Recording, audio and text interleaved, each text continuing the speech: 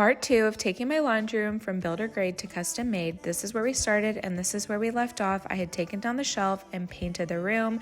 This is my inspiration, very coastal grandmother Nancy Meyers, light blue. I think this is so gorgeous for a laundry room. And in order to pull this off, I knew I would need to pick the perfect shade of blue for the cabinets I was going to install.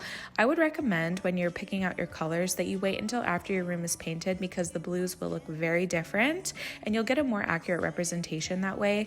But I finally decided on a color and went ahead to prep my cabinets. I purchased these cabinets from Lowe's. They were really affordable and made really well.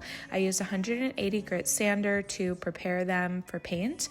I would really recommend sanding even though that these are unfinished and they can be painted because the paint will go on much smoother if they are prepped correctly. I used some of the primer that we used for our room and I used just the leftover to kind of prime the cabinets, and it was just enough, and went ahead and sanded one more time to make sure the surface was completely smooth.